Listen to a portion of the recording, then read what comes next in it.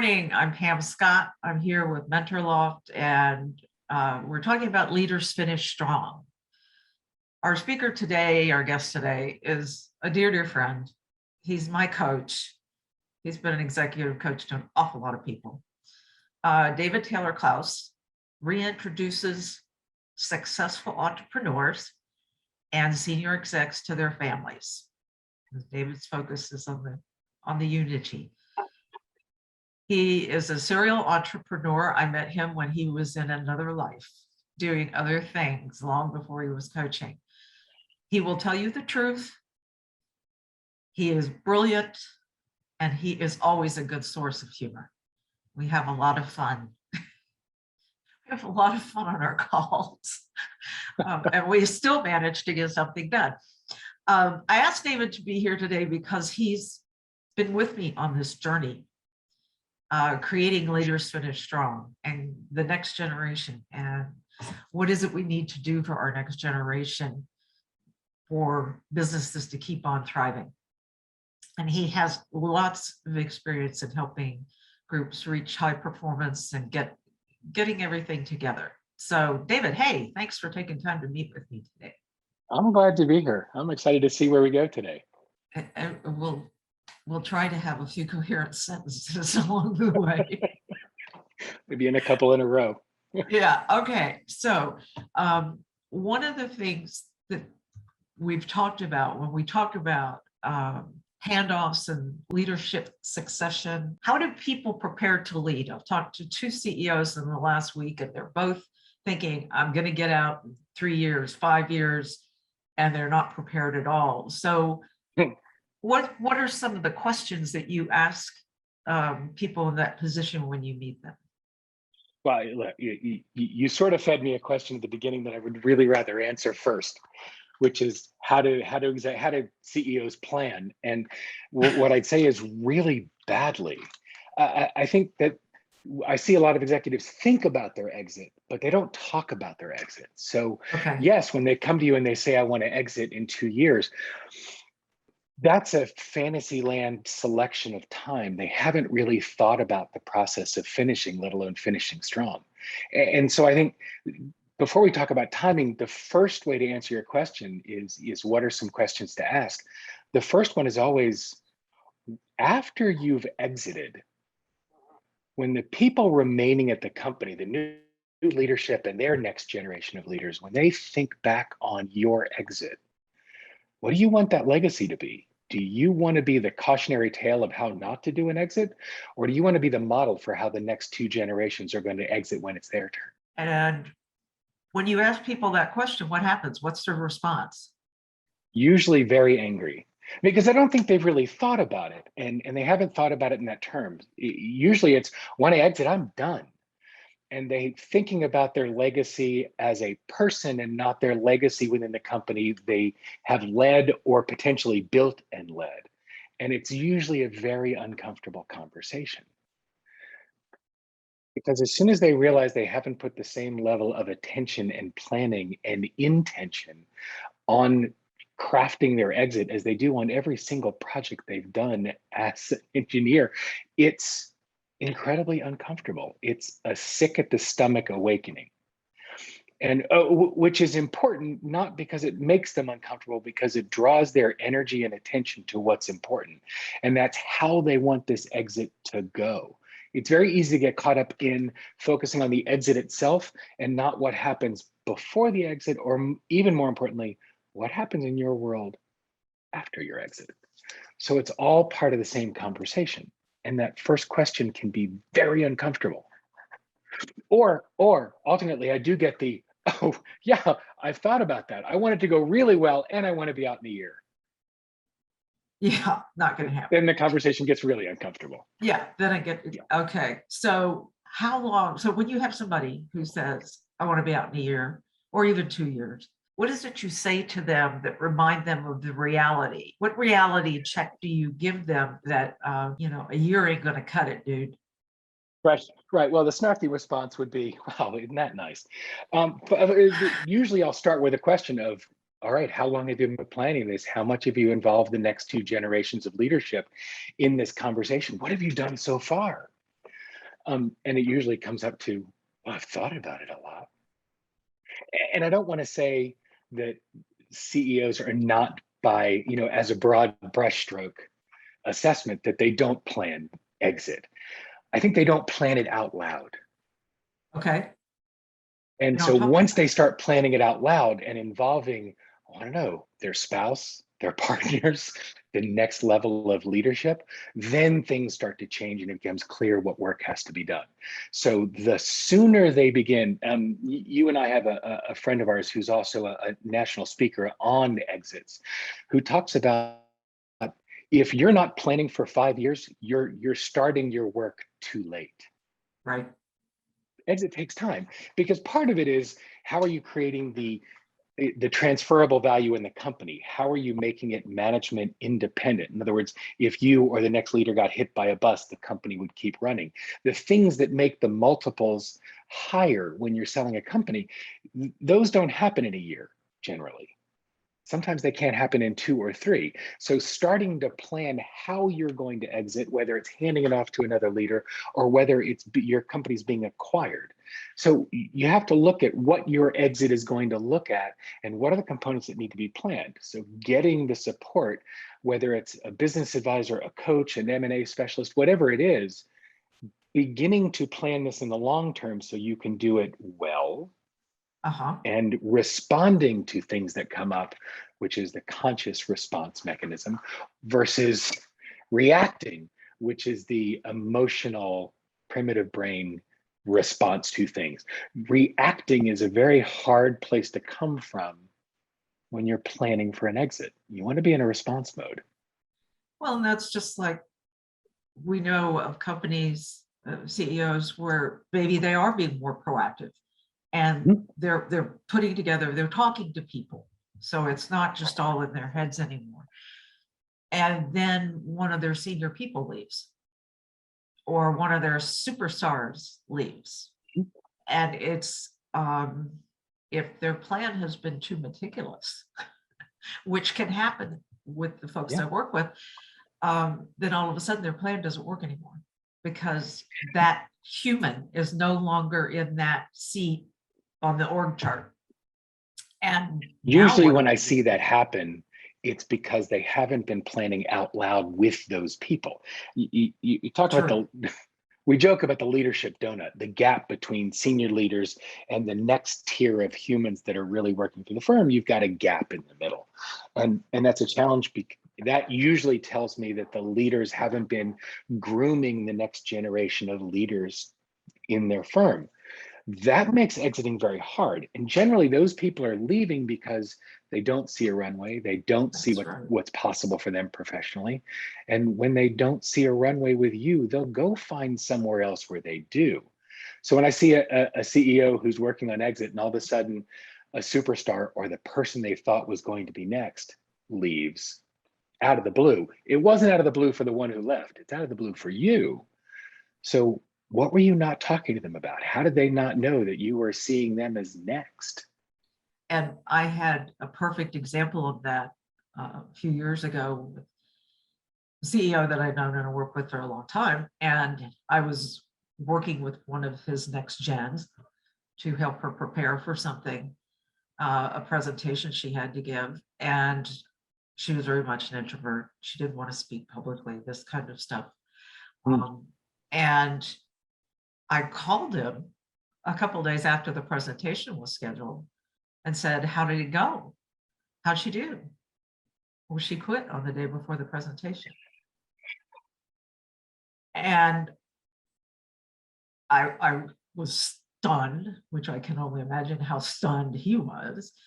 Right. And it was, what in the dickens happened?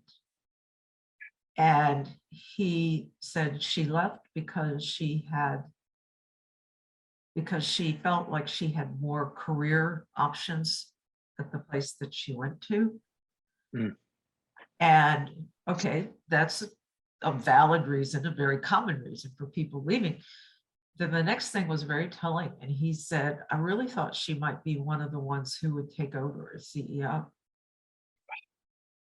And I asked, did you ever tell her that? Oh, I'm sure she knew it.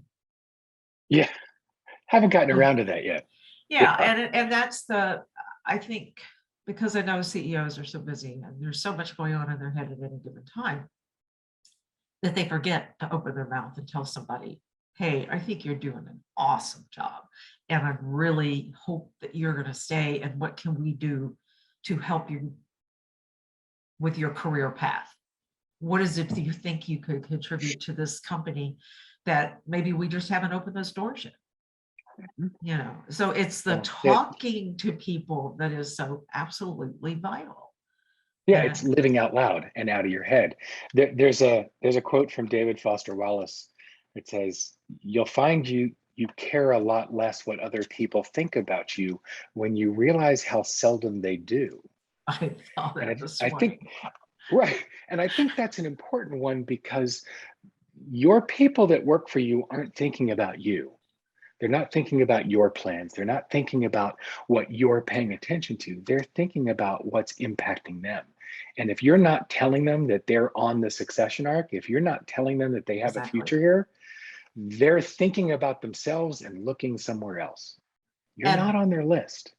and that is particularly true with the millennials, Yeah. that the number one reason they leave a job is because there's no career path. They don't see a future for them. And But wait, let's be fair with that, because there's also the other piece of, and I have a few millennials that I'm raising that are our children. And what's fascinating is, as a group, not just my children, millennials have a fantastical version of timing, right? Why am I not vice president? It's been 48 yeah, hours. okay, there's And that. so, Yes. so the other reason to talk to across generations is to help them understand, yes, you have a future here. And here's what the timeline might look like, so that they're not leaving because they haven't made VP in the first 2 years, right? So helping It's them true. understand not just there is an arc and you're on it, but here's what the timing looks like. So They're again, not seeing that from the industry. and it's communication. It's talking. Always Yeah, out well, loud. yeah, and like communication. I was born with a communication degree. Um, but the idea that a CEO can just start talking and then all of a sudden turn around and go, okay, you, and you, I'm now moving you to these places on the org chart. And not having those conversations. So how would you recommend they do that? Really seriously, how do you sit down and say to a 35-year-old person, somebody who's been in the business probably for over 10 years, has got a lot of track record, highly valuable employee. How do you say to that person, this is the conversation I'd like to have with you because I see a future for you. Give us some I'm glad you language. said I'm glad you said 35, because that takes them out of millennials. So this is generalized advice on purpose, that you have to get buy-in if you want them to be part of it. Mandates don't work. They just don't. Right. Even the military's abandoned the command and control mentality. We just still hold on to it in corporate for some reason. There'll be some psychological studies in the future, but for now, just stop it. Get buy-in from G2 and G3. It's, hey, look, we're looking at you for future positions and moving through leadership. What are the skills you feel you need, where we can move you laterally or we can move you diagonally to help you develop those skills so that you can move into senior leadership, and work with them about what skills you see that they could use, how they can get that development, what roles they can take in the organization. And this is an idea that comes from much larger multinational firms, where they're moving people across business units, across from finance to marketing, to help them learn. Smaller organizations can do and should do exactly the same thing. If you want somebody to grow into a C-suite position, they have to see more of how the business works instead of going up through their silo. Oh my gosh. My favorite is, you have a CMO that becomes CEO. Oh my God. If they've been in marketing their whole life, What's their relationship with They're sales? clueless. Oh my God, what's their relationship with technology? It's fantastical that we have people coming through a silo to generalized executive leadership. They don't have any of the cross training necessary. So work with your people that are in your succession plan to help them develop their development path with you, and then move them through that and adapt as you go. And so this sort of gets to the problem with 360s for the companies that actually do them is Right. for 364 days, nobody looks at them. So you can't do annual planning for somebody's long-term progression. Work with your folk that are on your succession arc every quarter. Have conversations with them. How are they doing on that development plan? What do they see? What gaps? What are they learning? What are you seeing? What gaps do you see? What are you learning about them? And work with them to grow them along that succession plan, or they'll go find somebody who will. So a couple questions pop into my mind. I'm the Shoot. CEO.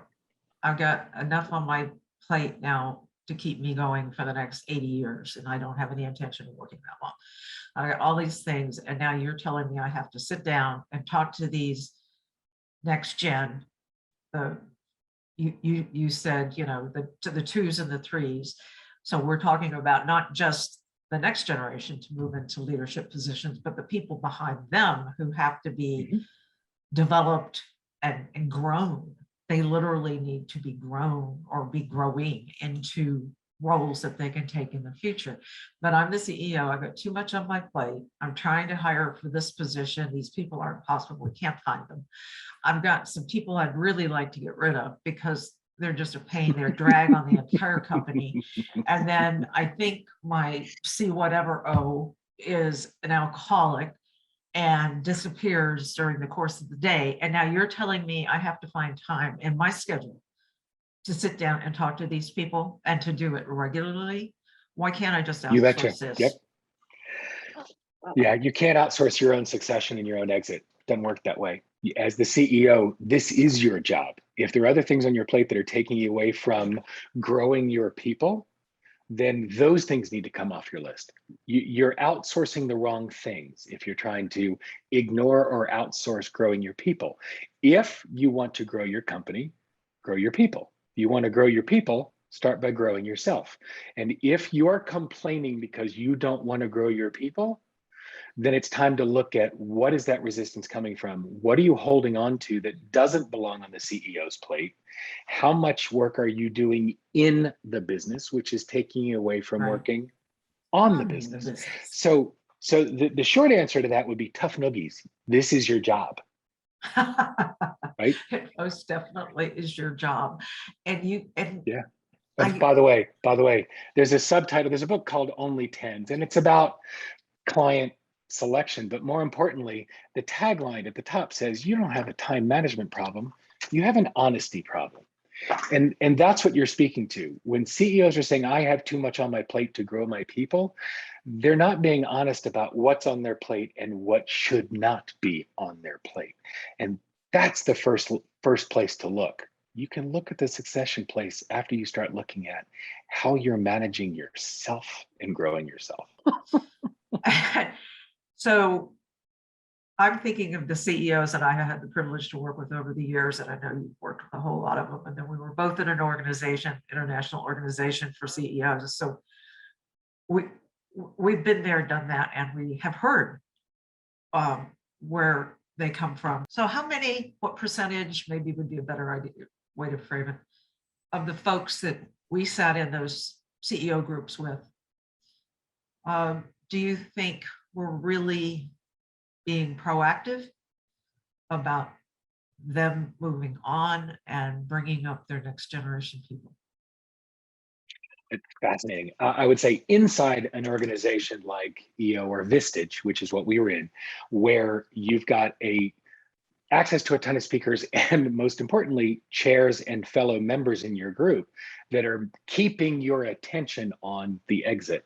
I'd still say it's about 25%. Outside of an organization like that, I'd say it's about 10% who are actively and intentionally planning their exit. There's got a friend who's a divorce attorney, and one of the things he says is plan the divorce before you get married. And Oh, and cool. that it's dark and bitter in a personal relationship like a marriage, but in business, when you start your partnership agreement, when you begin a business, should have everything in there about what happens if and how do we disconnect and dissolve if the time comes. Well, we may plan ahead there, but then we stop planning. We theoretically should be planning our exit from the day we start the company. So looking at it that way, we're all too late because very few of us do that. So yes, there are folk who plan what their exit looks like. What concerns me most is, let's look at the arc of someone's exit. Okay. The actual exit is in the middle of that arc. This is all the planning up to that exit. And then this is, what are you going to do and who are you going to be after your stack of business cards becomes a paperweight? Because the morning after you exit,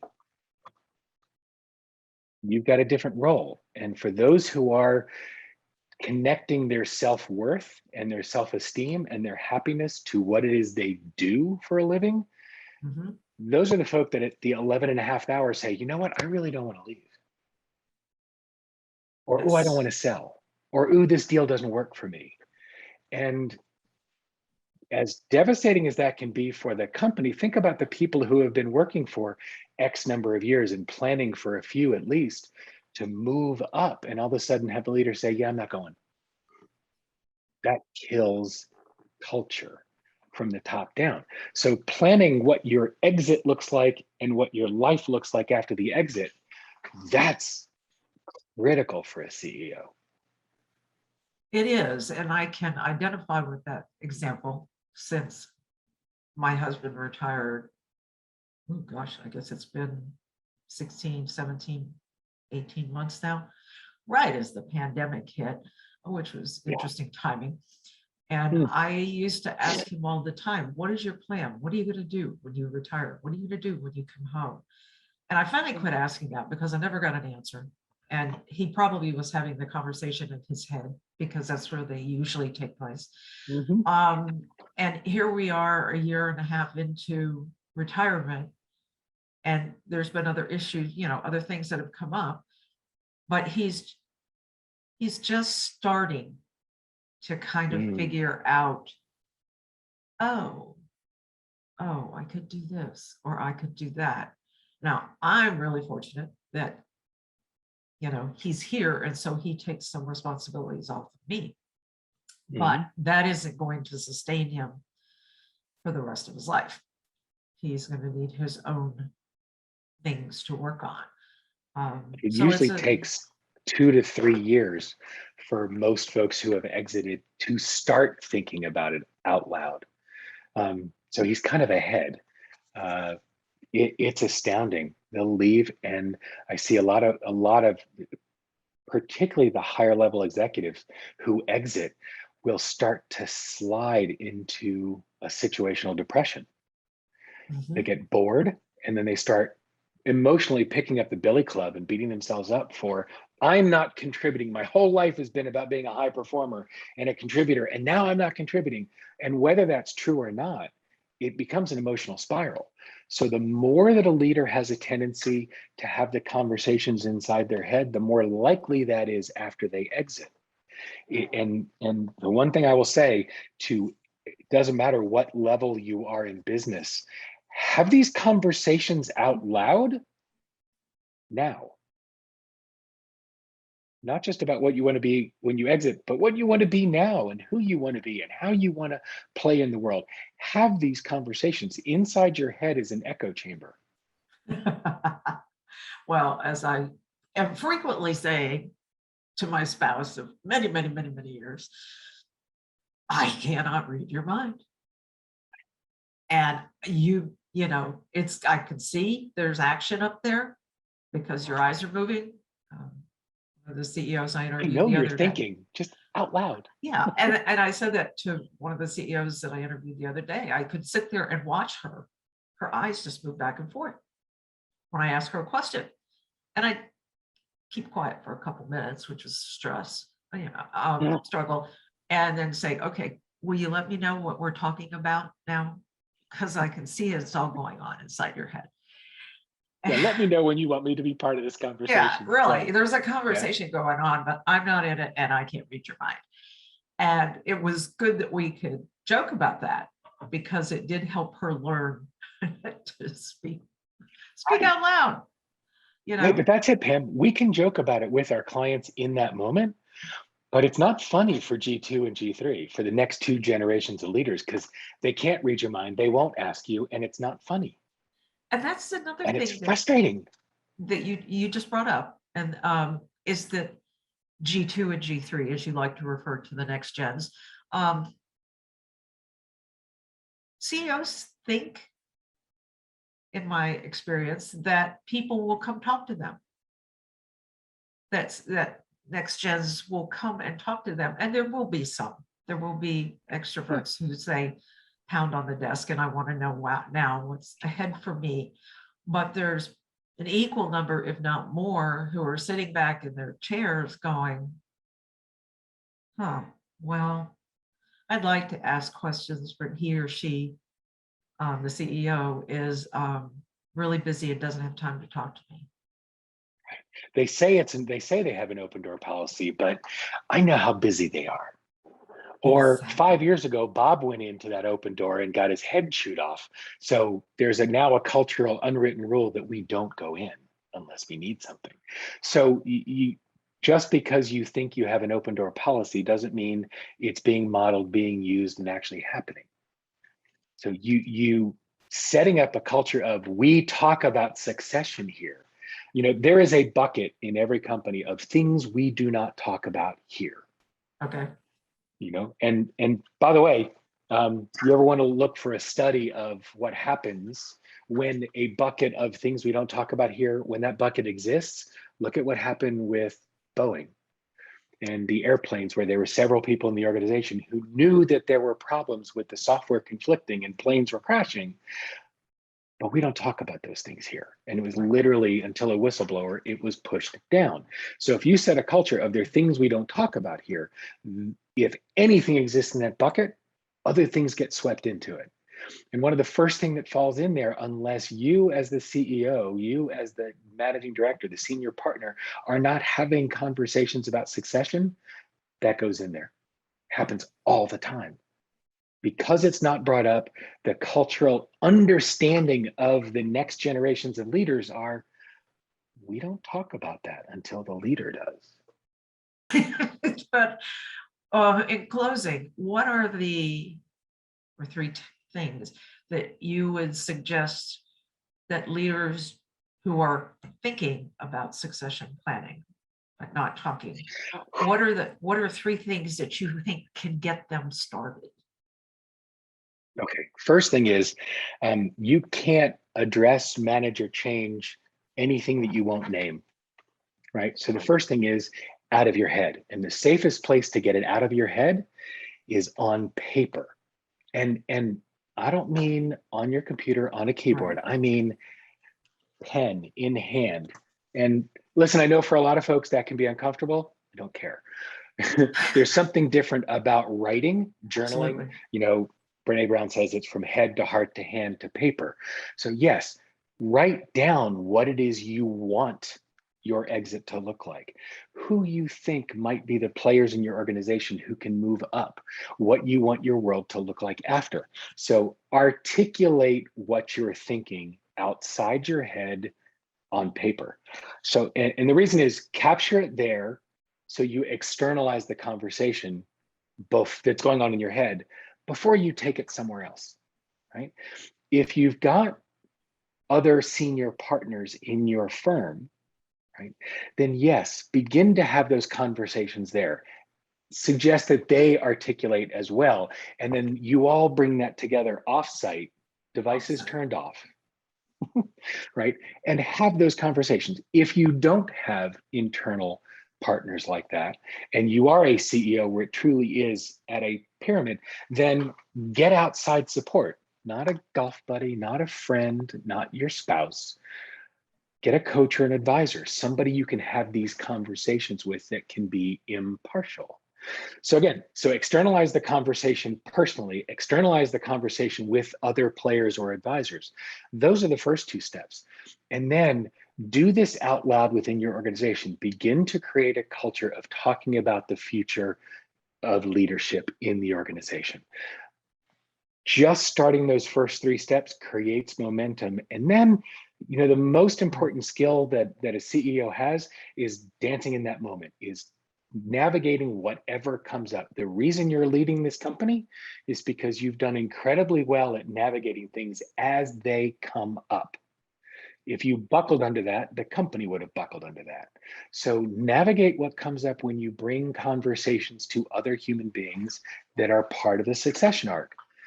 They're not little Lego men that you can move around. They're going to have thoughts and opinions and input. Safely and personally externalize it with your team or an advisor, and then bring it to your team and grow your folk. So what information should I have you leave with people if they want to learn more about you, what you do, what's the website? Tell us the website you would send them to. There's a little book over David's shoulder called Mindset, which is so full of ideas that we'll read and then go, I don't have time to think about that. I gotta go now. Well, listen, that's written for people with short attention spans like me. It's each chapter is under 1,000 words, and it gives you something actionable at the end. So introverts, extroverts, both adore it. The information for that will be at the end. Most importantly, you can find out about me and what I do and the book all at mindsetmondayswithdtk.com. All the information's there. Spell it so we don't have to try to hear it. Well, what's nice is there's no weird spelling. It's Mindset Mondays with DTK, my initials, DTK.com.